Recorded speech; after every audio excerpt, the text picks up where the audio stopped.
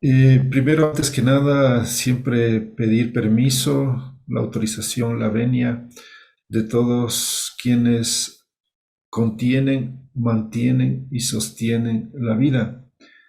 A todos ellos que nos hacen que nuestra vida sea lo que es.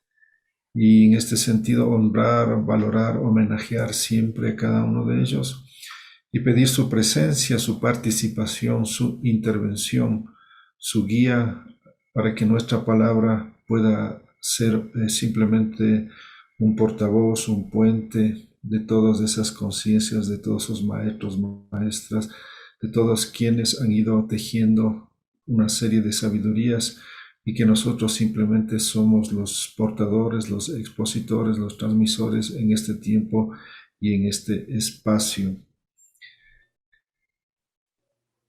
Efectivamente, lo que hoy estamos viviendo, este cambio climático, tiene un origen, tiene una causa o tiene un motivo.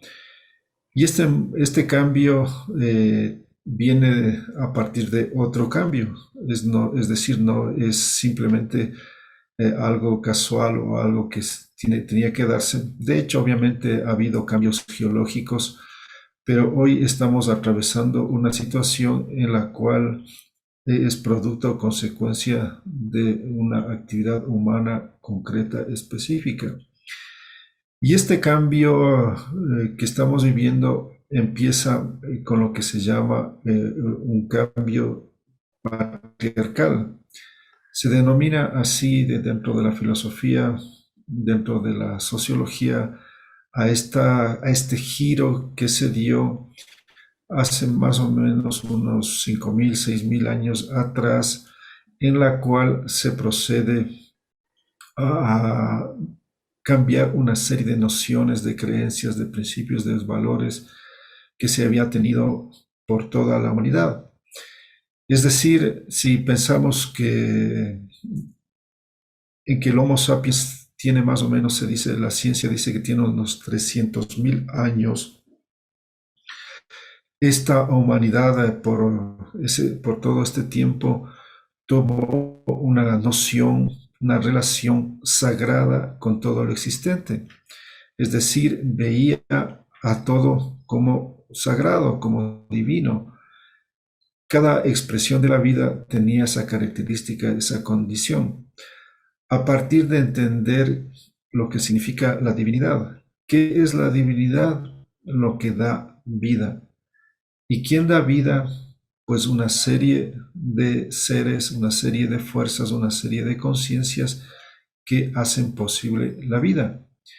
Como consecuencia, había esta relación sagrada, que podríamos llamar una relación espiritual, que implica concebir a todo lo existente como divino, como sagrado.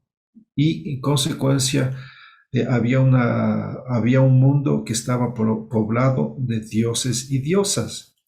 Tanto es así que hoy sabemos que se hablaba del dios trueno, de la diosa montaña, del dios sol, de la diosa tierra, de la diosa luna, bueno, todo era dios y diosas, en el sentido de que proveen la vida. Y como consecuencia había esa dimensión, esa relación, ese respeto, ese cuidado, esa comunión con todo lo existente. Así se vivió por miles de años hasta que surge la idea de un Dios aparte, de un Señor afuera de la vida, de un personaje que está en el más allá, al cual le denominan el cielo. Y como consecuencia viene lo que ellos califican a todo este acto de relación sagrada con la vida, con todo lo existente, como idolatría. Dicen ellos que el único auténtico Dios es el Señor que está en el cielo.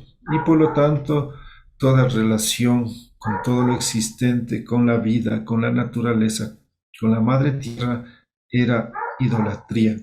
Entonces desde ahí viene el proceso que ellos llaman de extirpación de idolatrías, que implica el acto de terminación o de extirpar a esa visión espiritual para imponer una visión religiosa. Por ende, a este momento es importante tener bien claro la diferencia entre espiritualidad y religión. La espiritualidad es ese acto de comunión con la vida, con la naturaleza, porque ¿quién es la vida? Es la naturaleza, o la madre tierra, o todo el cosmos. Eso es lo concreto y lo real. Y después surge una idea, porque es una idea que es aceptada por unos y no por otros. En cambio, es un hecho real, concreto, lo que llamamos naturaleza, es una relación diaria, permanente, y esa es una, simplemente cambia en el sentido de que antes era una visión sagrada y hoy es una visión de objetos, de cosas, de mercancías. Ya no es un ser que provee la vida, no es una madre que nos da la vida, sino son mercancías bajo las cuales se puede destruir, se puede acabar, se puede hacer cualquier cosa porque ya no hay esa visión sagrada de la vida. Entonces, cuando surge este proceso llamado religión y sacan lo sagrado de la vida y le envían al cielo, yo me atrevería a decir que le mandan de un puntapié a lo divino, a Dios, y lo envían a ese lugar llamado cielo. Entonces, desde ahí se produce un cambio, un giro. Este giro va a provocar una serie de transformaciones, de cambios, de modificaciones a todo nivel, porque ya no es la misma dimensión, concepción, relación, sino que se comienza un proceso totalmente diferente, contrario, un proceso que va a conducirnos a este momento que estamos viviendo actualmente. Entonces, ¿qué pasó? Que se procede a hacer un acto de desacralización de la Madre Tierra. Ya no es una visión sacra de la diosa madre, como también se la concebía a la Madre Tierra y a todo el cosmos o a todo el vientre cósmico, a todo el principio femenino de vida, se lo concebía en esta relación sagrada. Y por lo tanto hay una desacralización. Esto quiere decir que ya no se le comienza a concebir como una divinidad, porque la única divinidad era un hombre. Y por cierto, no era cualquier hombre, era un hombre blanco. Entonces no era un hombre negro del África, no era un hombre asiático, no era un hombre de América, sino era un hombre del Medio Oriente, que por cierto, hoy que hemos estado hablando en este tiempo de los talibanes, de estos grupos fundamentalistas que existen ahí en Afganistán, no es casual de que en esta región haya una visión contraria o de ataque hacia lo femenino, porque justamente es en esa región donde antiguamente se llamaba toda esa región, se llamaba la antigua Mesopotamia, en donde hay un personaje llamado Abraham, que es uno de los primeros padres de lo que se llama las religiones monoteístas, que comienzan a hablar de este Dios afuera de la vida. Y por lo tanto viene ese ataque hacia todo lo femenino, entre ellos las mujeres. Y este ha sido un proceso de más de 5.000 años hasta el día de hoy, en donde hoy los más extremistas, que son los talibanes, están en este acto nuevamente de persecución, de ataque hacia las mujeres y hacia todo lo femenino. Entonces, esta es la región en donde surge toda esta concepción de desacralización de la Madre Tierra, y no han parado hasta el día de hoy de acabar con lo que ellos llaman la extirpación de idolatrías. Y hasta el día de hoy estamos viendo, estamos constatando, somos testigos de cómo estos grupos se pelean ahí por demostrar o por decir cuál es el Dios verdadero, auténtico. Entonces, esta es la región más conflictiva, es el lugar donde más tiempo ha vivido la humanidad una guerra. Es decir, ellos se vienen matando a nombre de Dios y a partir de esto ya van en una situación impresionante de una guerra divina o una guerra, como ellos llaman, santa, de más de 5000 años en que se viene asesinando a nombre de su Dios verdadero. Entonces, este giro contra la madre tierra implica un ataque contra todo lo femenino.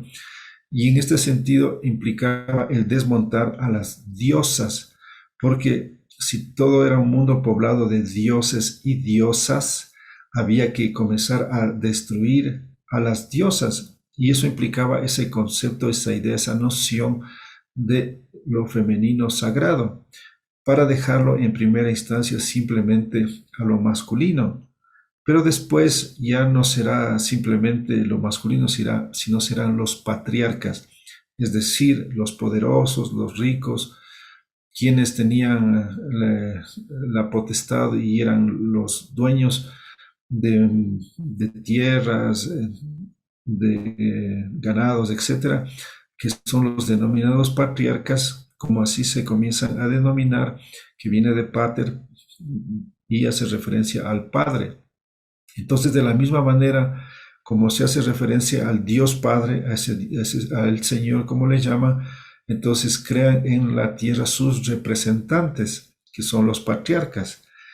Y ellos se dicen que son los enviados de Dios, porque Dios les ha dado esa condición, esa característica, para que puedan exterminar a todas las otras diosas y a las otras diosas y a los otros dioses, porque todos eran falsos, porque Él les había dicho, yo soy el único verdadero, yo soy el Dios único y todos los demás dioses son falsos y tienen que exterminar a los otros dioses y dioses. Entonces imaginémonos cómo se crea esa noción, esa idea de un Dios prepotente, arrogante, que asume esa condición de ser el único y de enviar a matar. Y eso lo han hecho hasta el día de hoy. Todos argumentan, todos ellos, estos grupos especialmente de estas religiones que hoy conocemos como los musulmanes o los islamitas, tienen ese argumento hasta el día de hoy, en que dicen que Dios les ha dado la autorización para poder matar a todos los idólatras, a todos los falsos, a las otras religiones, etcétera, etcétera. Y utilizan ese argumento inventado hace más de 5000 años, posiblemente por Abraham, o quizás hay algún otro personaje, pero lo cierto es que se conoce históricamente como el referente a Abraham como el líder o el patriarca o el máximo de lo que hoy conocemos como las religiones monoteístas. Entonces las religiones tienen apenas 5000 años, mientras la espiritualidad tiene 300.000 años. Y como consecuencia hemos vivido este cambio, esta transformación que cambió totalmente todo, porque no fue realmente un cambio en un sentido místico, un sentido divino, sino en un cambio político, económico, cultural, social, familiar, todo. Porque al concebir de una forma diferente a la divinidad, tenían que buscar un propósito, un sentido, y esa era la idea de poder cosificar, instrumentalizar a la madre tierra. Si antes era sagrada la madre tierra, ¿cómo se le podía vender? ¿Cómo se puede vender a una madre? Entonces tenían que cosificarla. Y eso tiene que ver con una cuestión de lo que hoy podríamos llamar un matricidio. Es decir, ellos proceden a asesinar a la madre tierra y a la diosa madre. Y desde ahí la humanidad está huérfana, empezando por esos pueblos y después que han ido conquistando todo el planeta, hasta llegar a que todos sean huérfanos de madre. Esta es una humanidad que con la globalización que estamos viviendo no tiene madre, no tiene un referente femenino.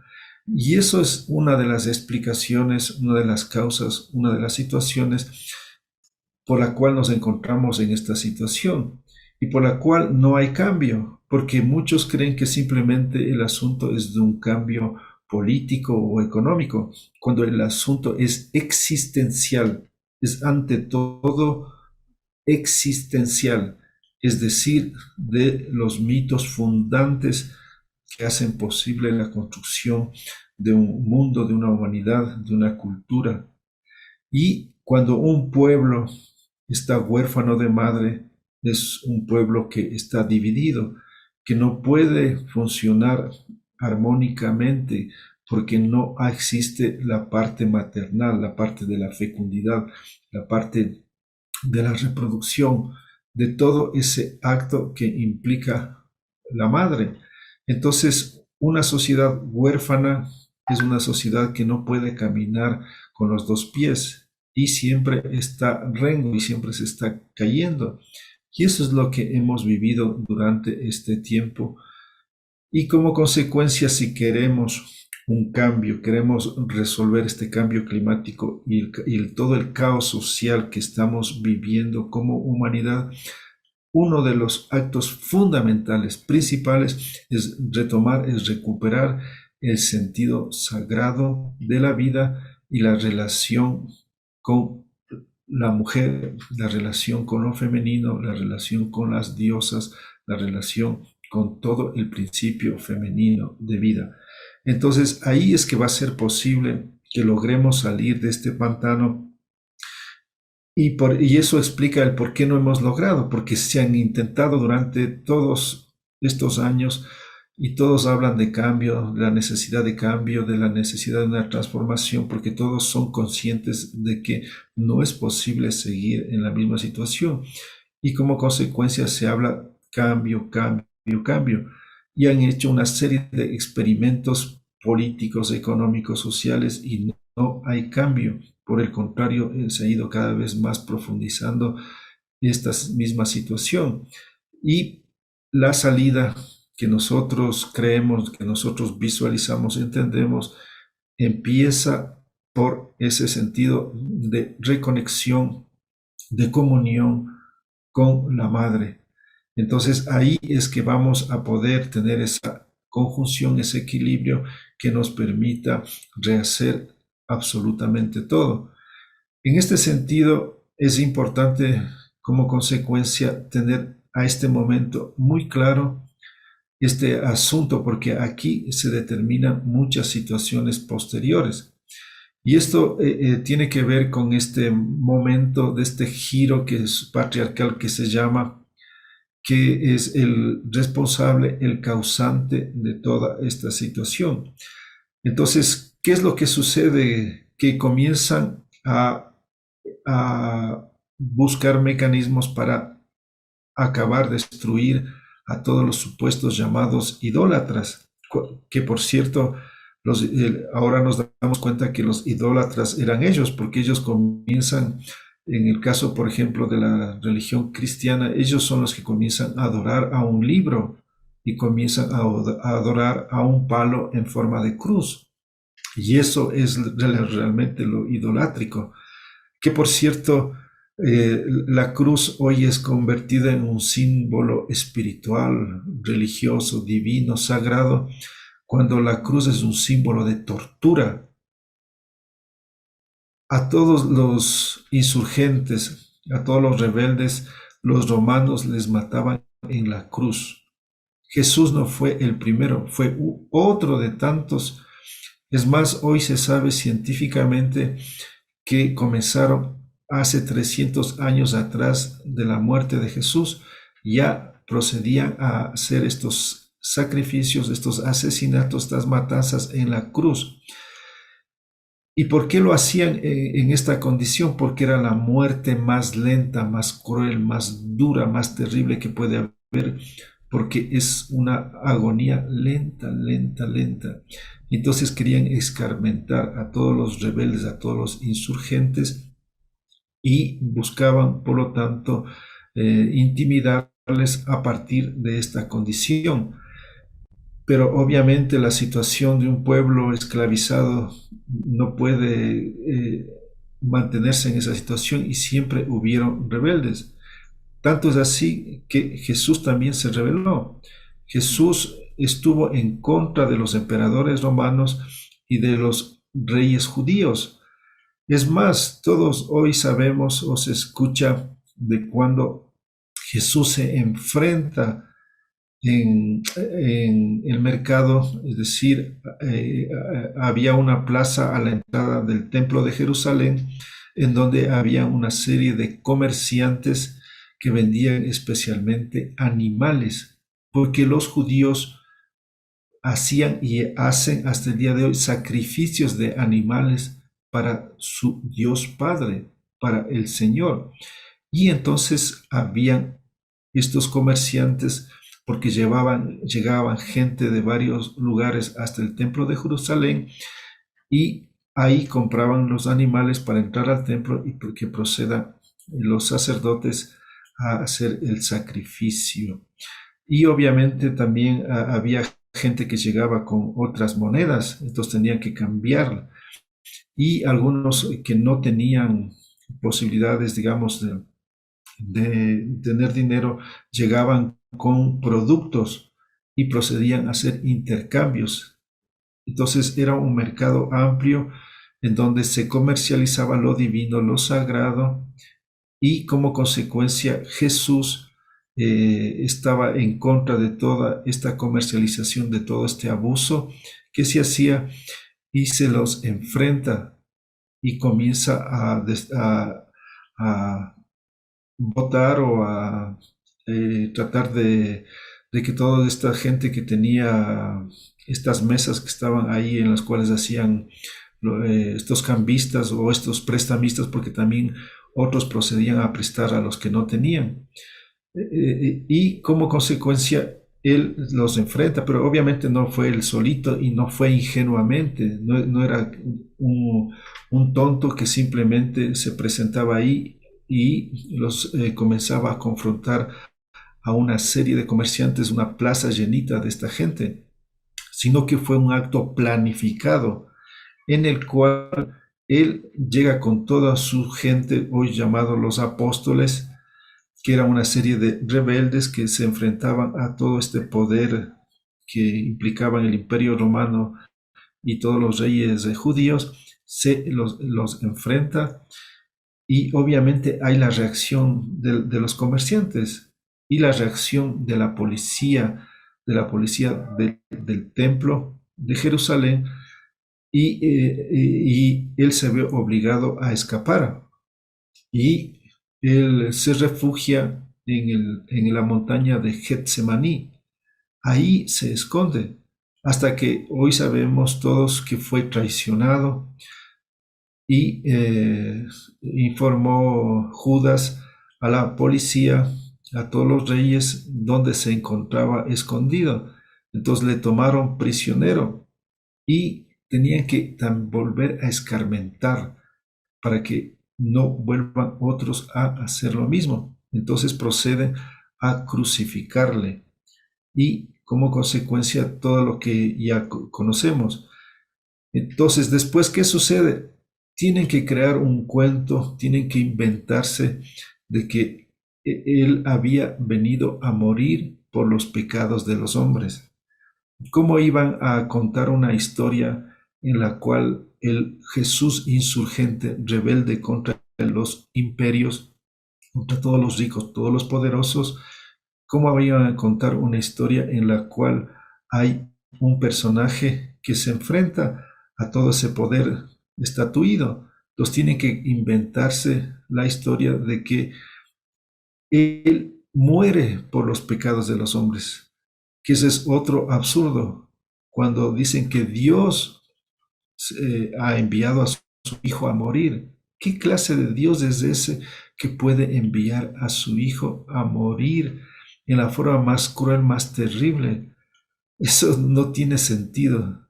Y es increíble como hoy hay gente que adora y que hace ese culto a todo ese sentido de una muerte terrible, horrorosa, y no son conscientes de que lo que se hizo es proceder a asesinar a alguien que quería cambiar esa situación, como muchos se habían revelado, pero Jesús era un personaje que tenía una particularidad, que era un maestro, que no era cualquier rebelde, sino que tenía otras condiciones y características.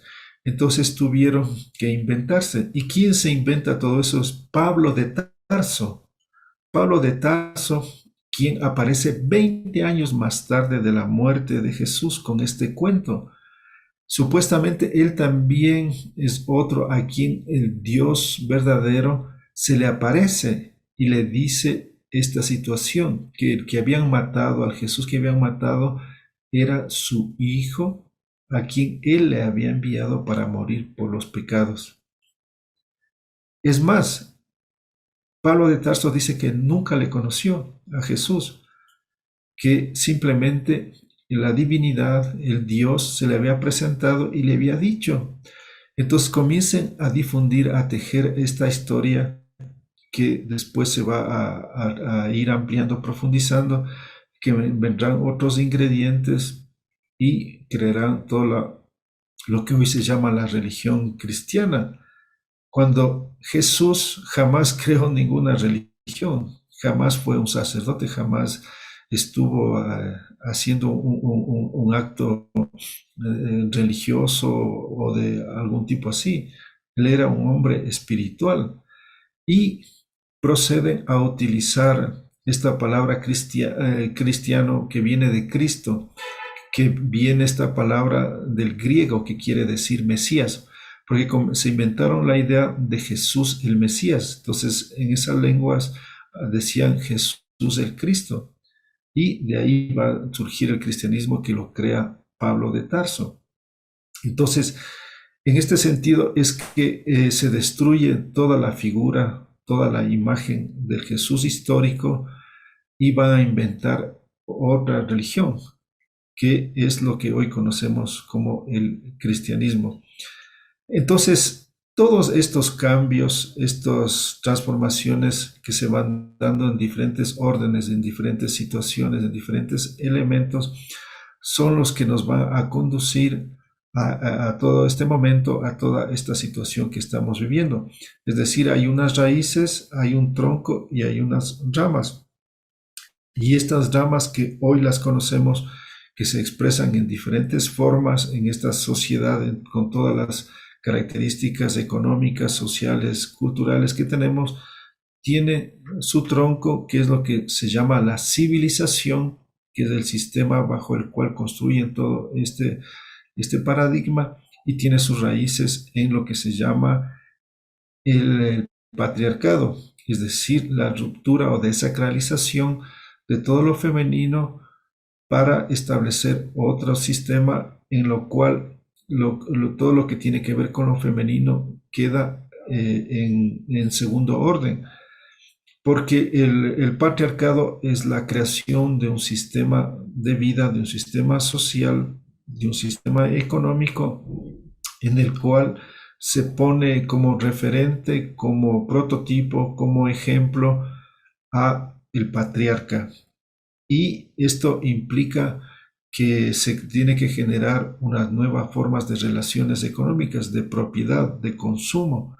Entonces ahí es cuando se potencializa el mercado, todo el mercantilismo, toda la cosificación de las cosas, de todos los instrumentos, y viene todo el proceso posterior que nos ha conducido a este momento con el llamado capitalismo y todo el proceso de construcción de esta sociedad a los niveles máximos, donde ahora nos encontramos con lo que llamamos el neoliberalismo.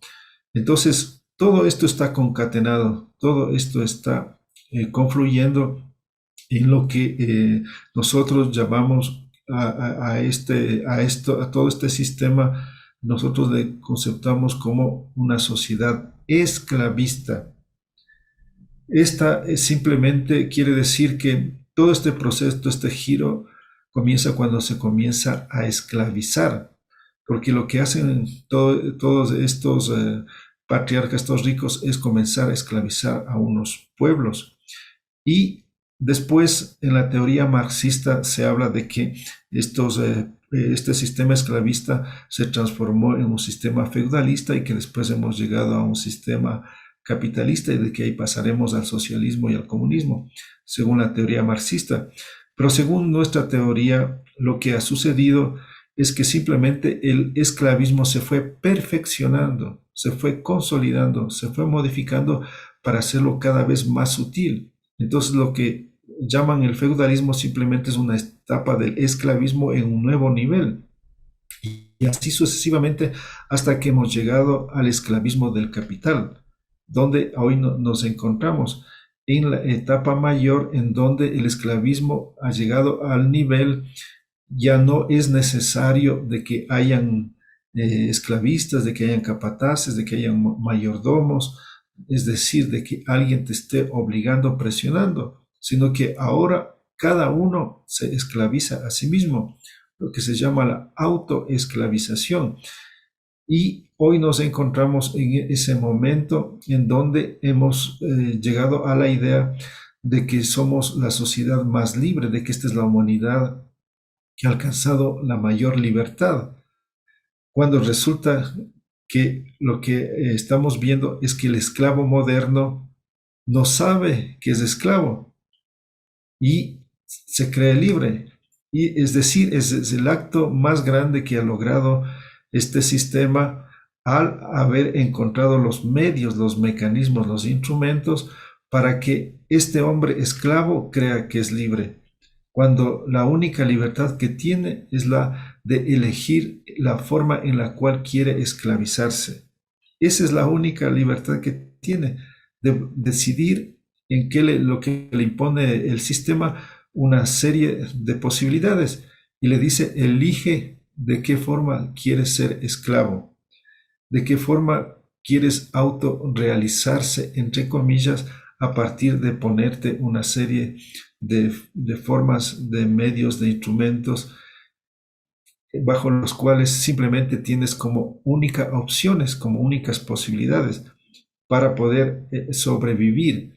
Porque si no entras al sistema, si no eres parte de esta sociedad, de este mundo, pues simplemente tendrías que convertirte en un ermitaño, tendrías que convertirte como por ejemplo, hay los pueblos llamados no contactados o en aislamiento voluntario, que ellos han decidido no tener ningún contacto con esto que se llama la civilización, con este mundo de esclavos, en este mundo en donde estamos cada uno encerrados en nuestros pequeños espacios, en nuestros pequeños lugares, y mientras estos llamados pueblos no contactados tienen como hogar a toda la selva, no tienen un pequeño territorio, ellos se sienten que son guardianes de toda la selva y como consecuencia tienen el tiempo, las posibilidades para adentrarse, profundizarse, compenetrarse con la madre tierra, con la madre selva, mientras el esclavo moderno tiene que trabajar 10, 12, 14 horas si quiere tener más recursos, más medios para poder sostenerse, que tiene que estar siempre pensando en trabajar y trabajar y hacer de su vida solo trabajo para poder vivir, mientras ese hombre de la selva tiene todo el tiempo, tiene todas las posibilidades para vivir, para descubrir la vida, mientras el hombre civilizado está todo el tiempo estresado, con depresión, con ansiedad, lleno de enfermedades. Tanto es así que hemos llegado a los extremos en que, por ejemplo, hoy hay casos de los esclavos más grandes que tienen miedo de salir a vacaciones. Hay lo que se llama el síndrome del tiempo libre, cuando hay estos individuos que toman vacaciones y no saben qué hacer, se sienten perdidos, desubicados, o, o si saben qué hacer les aburre.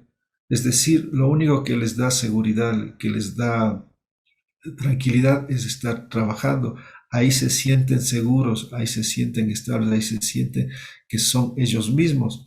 Es decir, esa es la expresión más clara de a lo que hemos llegado, y entre los cuales los más grandes esclavos son los gerentes de las grandes empresas y de todas las empresas en general, porque si bien ellos son bien pagados, toda su vida está dedicada a cuidar de la empresa y todo el tiempo y trabajan todos los días del año y todas las casi tienen muy poco tiempo para, para dormir porque siempre están cuidando a la empresa.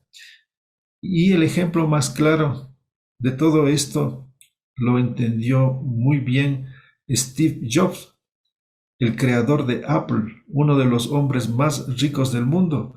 Él murió de cáncer apenas a los 56 años de vida.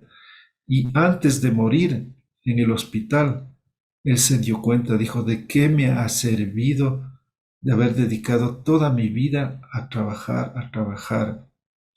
He dedicado todo el tiempo simplemente a mi empresa y hoy me encuentro frente a la muerte, en donde no me puedo llevar nada de eso. Y él aconsejaba que dedicaran su vida, es decir, dar más tiempo a su familia, a descubrir la vida, a descubrir otros territorios, etcétera, etcétera. Entonces, ahí nos damos cuenta del ejemplo claro de la autoesclavización a la que hemos llegado y que ese es el cambio que nos ha conducido desde este giro que sucedió hace más de 5.000 años con la creación de las religiones monoteístas y todo el proceso hasta llegar a este momento, y nosotros somos los digamos, los que estamos viviendo ese clímax. Hemos llegado a ese momento histórico de donde estamos en la cúspide de todo ese proceso, pero al mismo tiempo en la posibilidad de dar otro giro. Y estamos dando de una forma u otra manera, ya volviendo a dar un nuevo giro, porque estamos retomando el sentido sagrado de la vida. Es fundamental que bajemos a Dios del cielo, es decir, es imprescindible si queremos un cambio, el recuperar a Dios a la vida, en la vida, parte de la vida. Es decir, si seguimos en esa visión en el más allá de un ser afuera, de una externalidad, de un personaje, peor todavía que sea hombre, que esté en un lugar aparte de la vida, entonces no va a haber cambio. Simplemente vamos a crear nuevas formas, nuevos instrumentos, nuevas teorías, nuevos dogmas para supuestamente decir que nos hemos desprendido de una cierta creencia o que estamos siendo un poco más espirituales. Yo pienso que hay muchas trampas en el camino. Y una de esas trampas son lo que es todo este movimiento que estamos viviendo actualmente, que si bien es cierto ha cuestionado a las religiones, porque hasta antes de este movimiento simplemente eran, todos estaban guiados o orientados por la idea de un Dios único, por la idea de las religiones. Si bien ahora hay toda una apertura y hay toda una modificación en los tipos de creencias, pero no logramos salir. Es decir, hay muchos grupos, hay muchas tendencias que simplemente lo que hacen es darse la vuelta en lo mismo, que te crean simplemente nuevos ropajes, te crean nuevas formas, nuevos medios, pero que en la esencia es la misma. Es decir, es un círculo vicioso y en el cual nos seguimos dando con la misma piedra. Y eso es lo que se puede ver claramente con muchos grupos que ahora nos hablan de cantidad de ideas, nociones, pero que siguen a la final, en última instancia, en la idea de este Dios afuera de la vida. Entonces, mientras toda esta gente no pueda vivir a lo sagrado en su forma cotidiana, no pueda vivir entre dioses y diosas, pues simplemente es un acto de idolatría de otra forma. Por lo tanto, desde nuestro punto de vista, es fundamental, es imprescindible de que nos entendamos de que todos somos dioses y diosas. Eso es algo difícil para muchas personas, el tomar esa posición de sentirse, de verse, de creerse que es un dios y que los otros son dioses y que por lo tanto estamos conviviendo entre dioses y diosas. Eso es algo muy difícil para muchas personas que no pueden concebir esta idea porque están tan convencidos de esta externalidad, de esto que está afuera, de que está en el más allá, y esto les parece algo terrible, una idea absurda. Y eso viene justamente nos demuestra de que no están cambiando, de que siguen en última instancia en el mismo nivel, en la misma dimensión. Y por lo tanto simplemente están creando nuevas formas de idealización, nuevas formas de ego, nuevas trampas para seguir atrapados en lo mismo y seguir supuestamente haciendo comunicaciones con ciertos maestros, con ciertos iluminados, con ciertos ascendidos, con ciertos enviados, con ciertos canalizadores y que nos hablan de una serie de ideas eh, sobre, sobre los metales, sobre los cuarzos, que nos hablan, bueno, de una serie de nociones que, que son calificadas New Age, que son enmarcados dentro de esta onda, que si bien es interesante como una idea de ruptura con las religiones tradicionales, convencionales, pero no se está dando un giro, un salto. Y es de aspirar, es de esperar que todos estos hermanos, estas hermanas, tomen conciencia, se den cuenta de estos elementos. Entonces, si no simplemente seguimos en esta idea del Dios Padre, de este Dios masculino, seguimos en esta orfandad, seguimos, por lo tanto, en este acto de no encontrar a nuestra madre, y es el mismo caso cuando una persona humana ha perdido a su madre. ¿Qué es lo que pasa? ¿Cómo es una persona que se ha criado sin madre? Es alguien que no ha podido realizarse con este lado, que tiene dificultades, por ejemplo, de relación con las mujeres, que no puede conciliar, que no puede compaginar, que no puede comunicarse con el lado femenino y tienen, por lo tanto, sus deficiencias, sus deformaciones. Y eso es lo que pasa. Estamos viendo siempre todo esto, el problema de los feminicidios, de las violaciones, etcétera, etcétera, son el reflejo de esta sociedad sin madre, de esta sociedad que no tiene ese sustento, no tiene esa conexión, que no tiene esa raíz, y un pueblo que no está asentado en la raíz, es decir, en la madre tierra, está simplemente en las ideas, está simplemente en los pensamientos, en las teorías. De ahí la necesidad de bajar a Dios a la tierra, de enraizarle nuevamente dentro de la tierra, de vivirlo acá. Y ahí como consecuencia podremos generar otra humanidad, otra sociedad. Entonces ese es el acto espiritual. Es lo que nosotros creemos que es una real transformación espiritual, el acto de poder vivir entre dioses y diosas nuevamente, de seguir tejiendo ese camino de miles de años que ha vivido la humanidad, nuestros abuelos, y que está en nosotros. porque nosotros nos alimentamos cotidianamente de toda esa información. El rato que estamos comiendo una naranja o estamos ingiriendo cualquier alimento, no es solamente vitamina o cualquier compuesto químico, es información, es conocimiento, es sabiduría, es divinidad. Entonces, si no entendemos eso, entonces somos unos fanáticos. Es cuando, por ejemplo, a veces algunos agradecen cuando van a ingerir un alimento. ¿Y a quién agradecen? Dicen agradecemos al Señor y no son conscientes de que quien ha proveído, quien ha producido, es el trabajo del sol, es el trabajo de la lluvia, es el trabajo del viento, es el trabajo de todos esos seres.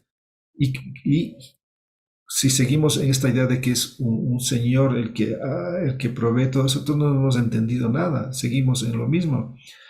Es más, si solamente bendecimos esos alimentos a ese señor y después no bendecimos a nuestra caca, a nuestra mierda, tampoco hemos entendido qué es lo sagrado. Porque todo lo que entra, si es sagrado, aunque sea en esa idea de que fue un señor el que dio, todo eso que entra sale. Y la mierda también es sagrada. Todo es sagrado. Entonces, cuando comprendamos que todo es sagrado, todo, absolutamente todo, entonces ahí seremos seres espirituales.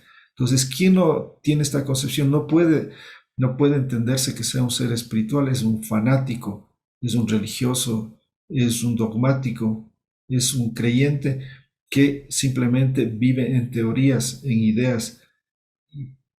Y un ser espiritual es un ser práctico, es un ser concreto, es un ser aquí y ahora, que vive en cada acto, en cada momento la espiritualidad y por lo tanto es capaz de honrar hasta su caca, porque se da cuenta que ahí está Dios, porque todo es divino, porque es parte de la vida, porque si no hace ese proceso de transformación de los alimentos, entonces queda adentro y toda esa caca adentro quedan personas ahí atrapadas en una serie de enfermedades, porque eso es lo que sucede. Y esas personas no pueden digerir, no son capaces de asimilar correctamente, porque no es solamente una cuestión física, sino es una cuestión emocional, es una cuestión mental, es una cuestión afectiva. Y una persona que no es capaz de digerir todas esas emociones, sentimientos, se expresan también físicamente. Y ahí viene todo lo que sucede con la expresión que llamamos enfermedades, porque eso nos está ejemplificando o está manifestando o es el resultado o es la consecuencia de esas concepciones, de esas formas de vida, de esas actitudes. Entonces, una persona sagrada que vive sagradamente es una persona sana, es una persona que está estable, que todo su cuerpo está actuando en esa misma condición, que todas sus emociones, que todas sus sensaciones, que todos sus pensamientos están vibrando dentro de esa visión sagrada de la vida. Entonces, eso es a este momento, en este tiempo, algo fundamental y que tenemos que tomarlo muy en serio, entenderlo profundamente, radicalmente. Si no, vamos a seguir en la misma situación. Necesitamos recuperar la humildad, la sencillez, la suavidad, la inocencia, la pureza. Eso es el instrumento, ese es el medio. Esta es una humanidad tan arrogante, tan vanidosa, tan egocéntrica, que se cree superior a todas las sociedades anteriores. Esta se cree que es una sociedad que supuestamente es mejor, es superior, es más desarrollada que todas las sociedades anteriores, es decir, que todos nuestros abuelos, que todos nuestros antepasados. Y como consecuencia hay indirectamente un menosprecio, un rechazo a todos nuestros abuelos y abuelas de toda la humanidad.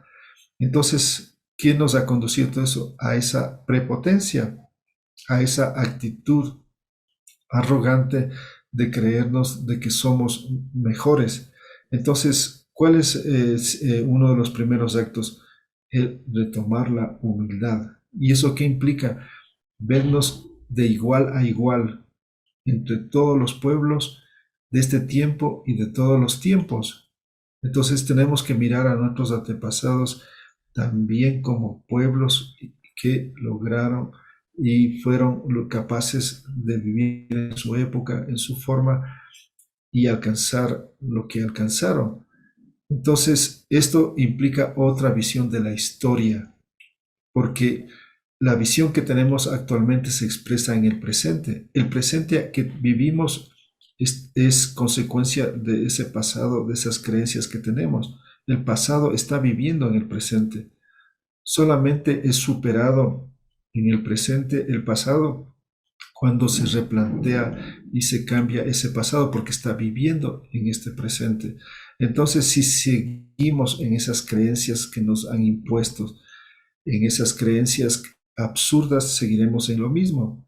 Y eso que tenemos que empezar haciéndolo especialmente con nuestros niños, porque ellos son los que podrán, y de hecho lo están cambiando de alguna manera.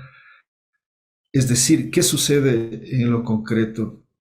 Que todo niño que viene a este mundo viene en estado natural, en estado de la vida, en estado sagrado, en estado divino.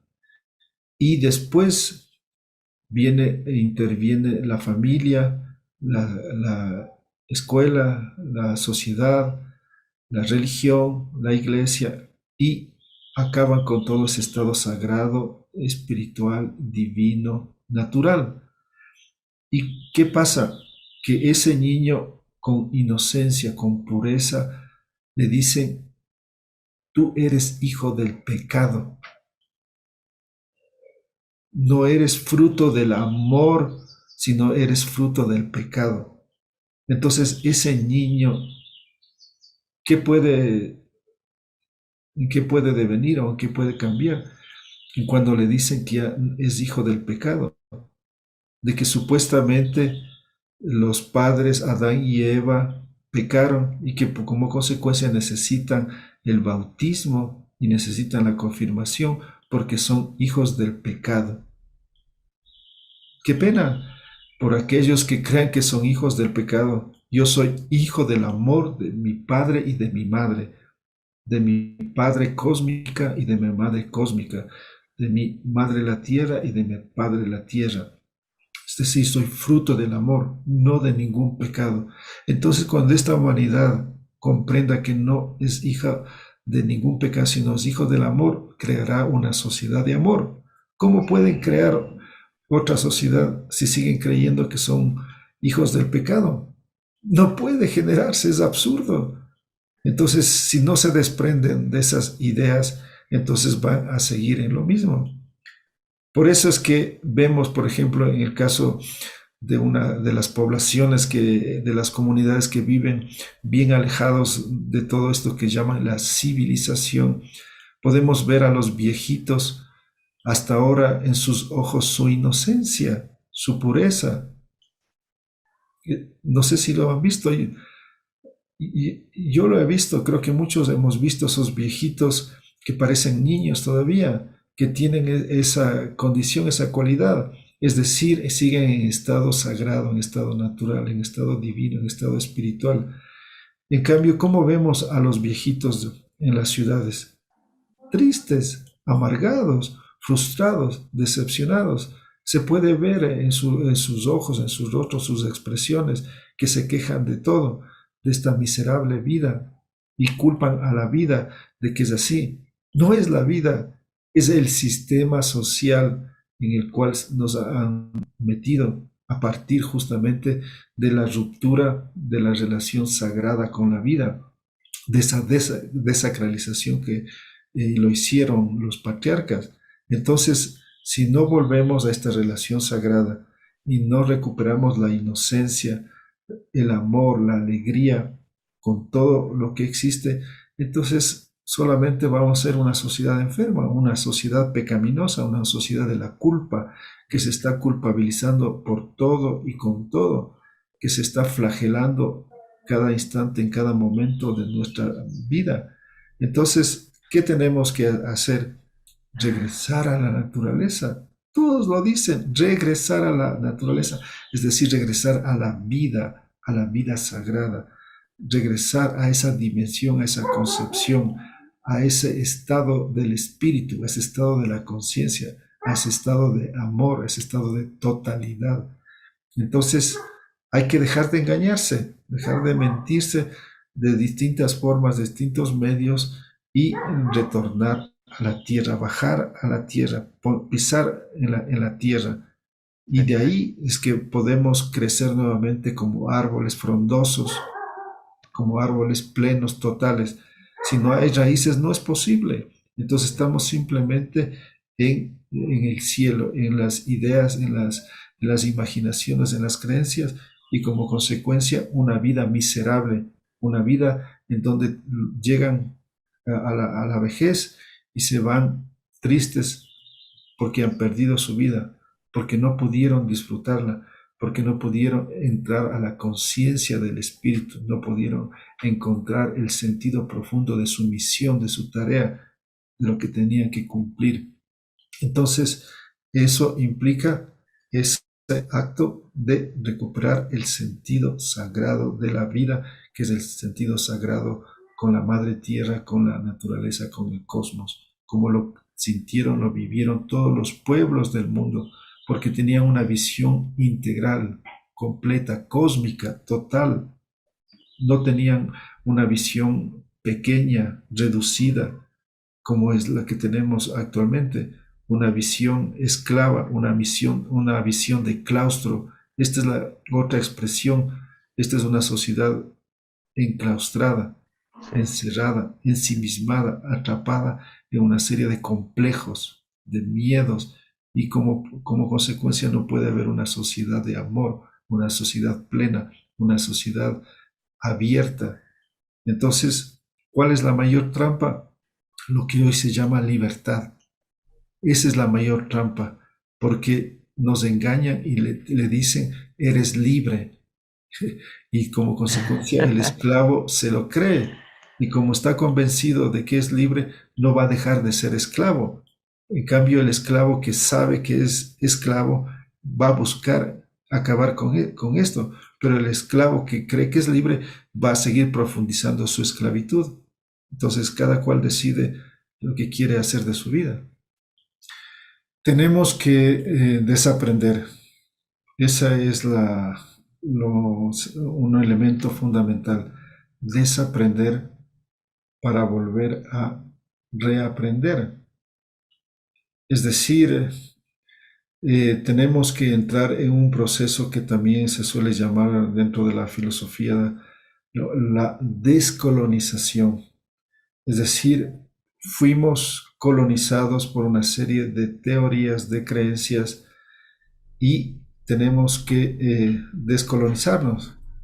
Podemos hablar también de desescolarización, es decir, hay unos procesos de escolarización que es un proceso de adoctrinamiento, de esquematización, bajo los cuales justamente a esos niños puros, inocentes, transparentes, les comienzan a cambiar todo su estado propio y les imponen una serie de creencias, de nociones que justamente les llevan a que viva en la culpabilidad, en el pecado y todo lo que ello implica. Entonces, este es un acto de desescolarización que implica buscar nuevas formas de educación. Entonces no podemos seguir enviando a nuestros niños a las escuelas castradoras, domesticadoras. ¿Qué es la domesticación? Por ejemplo, cuando cogemos unos animales y les procedemos a domesticar, es decir, les sacamos de su estado natural propio y estos animales proceden a convertirse casi en humanos. Esa es la domesticación, cuando dejan de ser silvestres, naturales, propios, y se les envuelve dentro de otras condiciones, de otras características.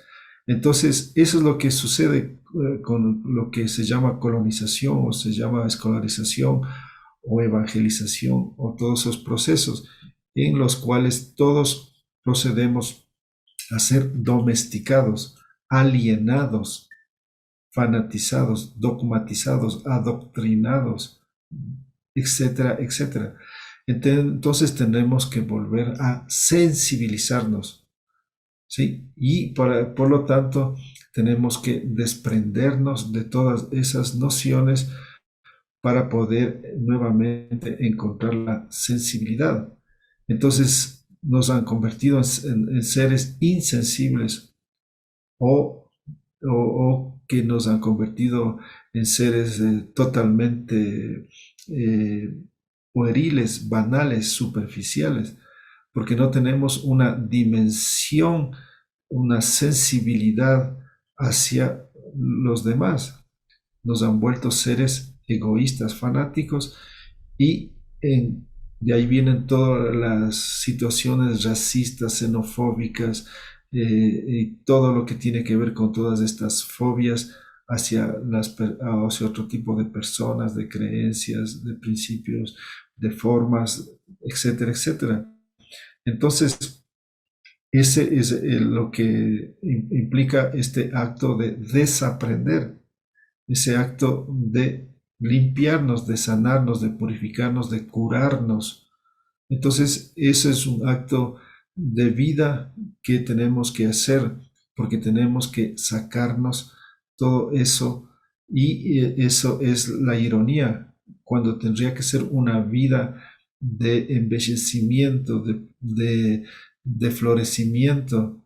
Tenemos que dedicarnos ahora a ese acto de limpieza, de sacarnos todas esas nociones que nos han impuesto las religiones y que ahora han convertido a la economía, al mercado, en una nueva religión. Entonces, todas esas expresiones nos están hablando de que tenemos que desaprender. Entonces, y esto implica una responsabilidad personal y colectiva, porque el problema que hoy tenemos es que hay muchas personas que sí hacen procesos personales de meditación, procesos de hacer sanaciones físicas, emocionales, etcétera, etcétera, pero se quedan en el nivel personal, pero que después van a morir y no va a pasar nada socialmente o colectivamente. Es decir, solamente esa persona hizo su proceso personal, pero no hizo algo a nivel comunitario, a nivel colectivo. Y es por eso que no hay cambio también, porque no hemos entendido que todo cambio personal tiene que implicar un cambio colectivo, y todo cambio colectivo tiene que implicar un cambio personal, individual. Entonces, ¿qué nos encontramos actualmente? En que hay gente que se llama de izquierda, revolucionarios y una serie de personajes de ese tipo que creen que el cambio es social y se circunscriben y se quedan simplemente en hacer esos cambios a nivel económico, político, pero de ahí, ¿qué sucede? Que no hay las personas, que no hay los individuos que hayan cambiado, y por lo tanto no es posible el cambio porque no hay los individuos. Entonces tiene que ser un acto paralelo.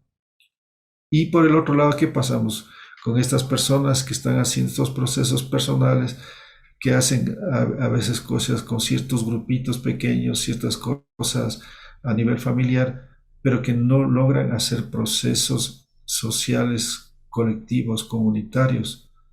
Y como consecuencia tiene que haber ese acto, esa relación, para que sea posible realmente un cambio de la humanidad, porque no se trata de que cambien unos grupitos de personas, que es fundamental, es necesario que haya esos nuevos personajes, pero para que esto trascienda, para que esto sea real y podamos realmente generar un nuevo mundo, tiene que haber una acción, una expresión, una manifestación en todos los ámbitos de la vida. Entonces, ¿esto qué es? Un acto político. A veces algunos dicen, ah, no, yo no soy político, yo soy un ser espiritual. No he entendido nada, porque lo político es la vida, es todo lo que está pasando, todo lo que sucede en cada uno de los países. Si se está contaminando un río, es un problema de la humanidad, no es un problema del río por sí mismo o del país donde está contaminado el río. Es un problema de todos, porque en esa agua puede en algún momento estar adentro nuestro, podemos consumirla y es parte de nuestro organismo. Entonces, esa agua que está afuera en un momento puede estar adentro y esa agua la podemos consumir. Por lo tanto, todos estamos siendo parte del espíritu del agua.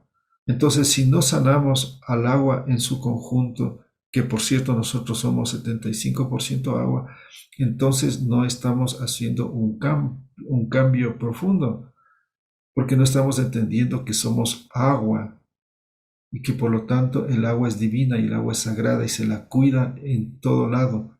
Entonces, eso es lo espiritual, cuidar el agua que existe en toda la madre tierra, porque nosotros somos agua. Entonces, si no comprendemos ese acto espiritual de entender que somos agua y que esa agua es divina y que nosotros somos sagrados, entonces no podemos crear un mundo sagrado, no podemos crear una nueva humanidad. Y esto, por lo tanto, nos conlleva a ese proceso de reaprender, de retornar a la naturaleza, a ese estado natural, de, por lo tanto, en otras palabras, un acto de descivilización. Repito, descivilización, descivilizarnos, es decir, quitarnos toda esa domesticación que han hecho con nosotros para volver a ese estado natural, para volver a estar en esa comunión con lo sagrado que es la vida, que es la naturaleza, que es la madre tierra. Entonces, tenemos que entrar en esa forma, en ese estilo de vida. Y nuestros referentes, nuestros guías son los que mal llamados primitivos, salvajes, atrasados, subdesarrollados. No, hoy nos damos cuenta que ellos son los maestros, son los guías, los referentes, las luces. Ahí están ellos esperando por nosotros. Ahí están ellos resistiendo, luchando porque les quiere exterminar la civilización, los desarrollados, los progresistas, todas estas nociones les quieren destruir. Entonces, tenemos que cuidar a esos pueblos, a esas comunidades, para que no sean arrasadas, porque si ellos son exterminados, entonces ya no tenemos la posibilidad de un cambio y vamos a perecer en este proceso del cambio climático. Y que me temo que a la final va a ser así. Es decir, lo que hoy nos damos cuenta con la pandemia y con todo lo que viene sucediendo, por ejemplo, en estos días, las erupciones en la isla de La Palma, en las Canarias, en las Islas Canarias, nos damos cuenta de que sucede en última instancia. Que bueno, es un caso que les ha pasado a esta gente, qué pena. Y todos, qué pena, ah, hasta que nos pase a nosotros mismos, hasta que vivamos nuestra propia situación. Entonces ahí quizás vamos a reaccionar. Entonces, ¿qué pasa? Que esta humanidad que no reacciona. ¿Qué pasó con la pandemia? Que al principio asustados, pero después, ¿qué decían todos? Hay que vivir, la vida continúa y qué pena por los que se mueran. Lo lamento, pero tenemos que seguir viviendo y qué pena por los que se murieron y ya. Entonces es una sociedad insensible, no es una sociedad espiritual, es una sociedad religiosa la que tenemos, fanática. Y en este sentido, lo que implica es, por lo tanto, un acto de descivilización para hacer una transcivilización, para salir de todos estos presupuestos, todas las ideas, de todas estas conjeturas bajo las cuales se ha construido todo este mundo. Y eso es el paso que implica, por lo tanto, el recuperar nuestro estado primordial, nuestro estado de inocencia, de pureza, que es en la forma propia en la cual nosotros vivimos y estamos. Eh, eh, es decir, cuando comemos, estamos recibiendo esa información y por lo tanto estamos en ese estado sagrado, en ese estado natural. El problema es nuestra mente. Ahí está el problema, es decir, en las creencias, porque nosotros vivimos en lo sagrado en nuestro cuerpo. Nuestro cuerpo vive en lo sagrado, en la armonía, en el equilibrio con la naturaleza. El problema es nuestra mente que tiene una serie de creencias, de ideas, de nociones y bajo las cuales mal alimenta a nuestro cuerpo y afecta a toda nuestra vitalidad. Entonces, ¿qué tenemos que hacer? Ese proceso que ahora nos toca de sanación. ¿Qué es la sanación? Ese acto de retornar a la fuente, a la raíz, a lo divino, a lo sagrado. Ese es el acto espiritual. Entonces, quien no hace ese proceso no va a poder realmente cambiar. ¿Y cómo se lo hace? Yendo a la práctica, a las fuentes. ¿Dónde están las fuentes? Por ejemplo, las plantas sagradas. No es una cuestión de teorías, de ideas, no, es una cuestión concreta, práctica. ¿Dónde está lo sagrado? En la vida. ¿Dónde están las bibliotecas? ¿Dónde está la sabiduría, el conocimiento? En la naturaleza. Entonces, ¿quién no se compenetra con la naturaleza? ¿Quién no encuentra a Dios en cada ser y no utiliza, por ejemplo, estos mecanismos, estos medios como las plantas sagradas o la respiración o cualquier forma concreta, práctica de la existencia de la naturaleza? Entonces simplemente está especulando, está imaginando, teorizando y con eso simplemente se está autoengañando. Entonces, ¿dónde está la sabiduría? ¿Dónde está lo divino? ¿Dónde está el conocimiento? ¿Dónde está el cambio? ¿Dónde está la purificación? ¿Dónde está la sanación? En la naturaleza. Entonces, ahí, ¿qué hay que hacer? Entrar en esa comunión. No es la hostia. La comunión es ese acto de entrar en la hostia natural, en esa hostia que está expresada en cada manifestación de vida. ¿Y cómo es ese acto? ¿Cómo es ese proceso de hacer un acto? Como es un encuentro sexual, un encuentro en donde te compenetras, donde haces toda una comunión, una comulgación, y ahí en esa compenetración, en esa efervescencia de llegar a esos actos sublimes profundos, ahí es cuando despiertas todo el amor, toda la sabiduría. Entonces hay que hacer el amor con la madre tierra, con cada uno de los elementos de ella. Entonces cuando recuperemos y hagamos ese acto de amor con todo, entonces somos seres amorosos, espirituales, estamos imbuidos y podemos irradiar y podemos llevar mensajes y palabras a ese nivel, en esa condición. Entonces necesitamos esa posibilidad, esa particularidad, y eso es un acto individual y es un acto colectivo, es una responsabilidad personal, pero es una responsabilidad de todos para lograr hacer esa transformación profunda que realmente todos queremos y anhelamos. Ahí estoy. En mi caso personal, yo no me esfuerzo por liberarme, por emanciparme, por independizarme, sino mi propósito, mi sentido de vida es armonizarme con todo y en todo. Es decir, son dos posibilidades de vida, ¿no? Aquellos que tienen esta noción, esta idea de querer, que dicen, ¿no? Como lo utiliza mucha gente, esta idea de emanciparse, de liberarse. Y como consecuencia nunca lo logran, no lo pueden realmente. Es porque la vida no funciona así. La vida es interdependencia. La vida está funcionando en la que unos necesitamos a los otros. Nadie existe por sí mismo. Cada uno existe a partir del otro. Entonces estamos en un mundo simbiótico, en un mundo interrelacionado. estamos en un mundo en donde nos necesitamos los unos a los otros. Entonces, el propósito de vida es armonizarse con todas esas formas de vida, con todas esas fuerzas de vida, y esa es la misión, la tarea que nos ha puesto la vida en este mundo, el tener la posibilidad, la capacidad, el talento de que en cada palabra, en cada acto, en cada pensamiento, en cada acción, logremos ver si estamos viviendo en armonía y equilibrio. Entonces, eso es lo que nosotros también hemos llamado en otro ámbito, en lo que es este paradigma del buen vivir. El buen vivir es ese acto de saber vivir. ¿Y qué es saber vivir? Tener la sabiduría para encontrar el equilibrio en nuestras expresiones de vida.